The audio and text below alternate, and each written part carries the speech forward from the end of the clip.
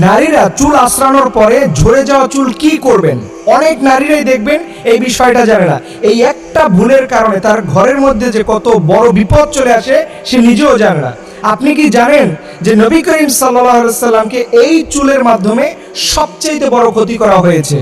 রাসূল সাল্লাল্লাহু আলাইহি সাল্লামের এক গাছ চুল নিয়ে একজন ইহুদি মহিলা সেই চুলের মধ্যে 11টা গিরা দিয়েছে বা গিট দিয়েছে, এরপরে তাকে জাদু করেছে, বান মেরেছে, এবং রাসূল সাল্লাল্লাহু আলাইহি সাল্লাম সুস্থ মানুষ ছিলেন, সেখান থেকে তার জীবন চলে যাওয়ার মতো একটা বিষয় হয়ে দাঁড়িয়েছে। কিন্তু আল্লাহ রাব্বুল আলামিন সেই জায়গা থেকে নবী করিম সাল্লাল্লাহু আলাইহি সাল্লামকে সূরা নাস এবং ফালাক নাজিল করে ওইখান থেকে আল্লাহ পাক তাকে শিফা দান করেছেন।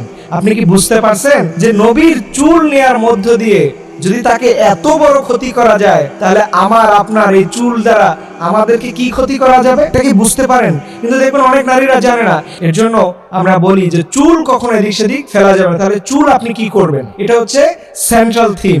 আপনি চুল যখন অনেকগুলো হয়ে যাবে, বাড়ির পাশে আপনাদের জায়গায়, নিরাপদ জায়গায় গোপনে এটা মাটি চাপা দিয়ে আসবেন। খবরদার এটা যেন কেউ না দেখে, কারণ দেখলে পরে শয়তানি যারা করবে তারা মাটির নিচে থাকলেও সেটা তুলে নিয়ে আপনাকে ক্ষতি করবে। রাসূল সাল্লাল্লাহু আলাইহি ওয়াসাল্লামের বেলায়ও কিন্তু এমনটা হয়েছে যে নবীজির চুল নিয়ে একটা কূপের মধ্যে ফেলে দেওয়া হয়েছে। আপনি কূপ বুঝেন?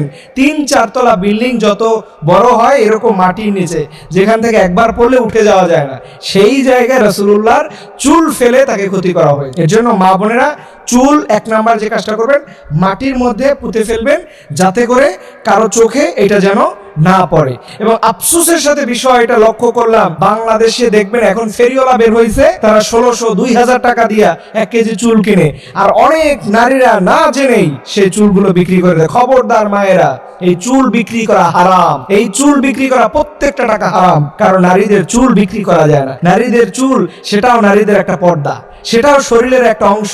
নবী করিম সাল্লাল্লাহু আলাইহি সাল্লাম বলছে, একটা চুল যদি কোনো পরপুরুষ দেখতে পায়, সেখান থেকে একটা সাপ হবে অথবা 11টা সাপ হবে, যেই সাপের মুখ হবে উটের মুখের মতো, বিশাল মোটা থাকবে। এই সাপের মাধ্যমে তাকে ধ্বংসন করা হবে। খবরদার নারীরা চুল বের করবে না। আপনি যে চুল বের করেন অথবা আপনার চুল যেখানে সেখানে ফেলে দেন, এই চুল নিয়ে যদি কোনো মানুষ ক্ষতি করতে চায় তাহলে সম্ভব। কিভাবে? আপনি কি জানেন যে আপনার ফ্যামিলির কি আপনাকে ভালোবাসে, কি আপনাকে ক্ষতি করবে, এটাকে আপনি জানেন? আপনি ঘরের মধ্যে চুল যেখানে সেখানে ফেলবেন না। কোন আত্মীয় স্বজন আপনার ক্ষতি করতে চায় সেটা আপনি নিজেও জানেন না। এবং দ্বিতীয় নাম্বার যে কাজটা করবেন, খবরদার কখনোই চুল বিক্রি করবে না। যেটা আমি প্রথমে বললাম, ফেরিওয়ালাদের কাছে কখনো চুল বিক্রি করা যাবে না। এটা মারাত্মক পর্যায়ের গুনাহ। এর জন্য প্রিয় ভাইরা, আপনারা আপনাদের ফ্যামিলিকে এই আলোচনা শোনাবেন, আপনাদের বোনদেরকে বলবেন, মায়েদেরকে বলবেন, স্ত্রীদেরকে বলবেন, খবরদার এখন থেকে যেন তারা সতর্ক হয়। এই চুলের মাধ্যমে একজন মানুষকে সবচেয়ে বেশি ক্ষতি করা যায়। আল্লাহ রাব্বুল আলামিন আমাদের মা বোনদেরকে এই চুলের হেফাজত করার বেশি বেশি তৌফিক দান করুন। আমিন।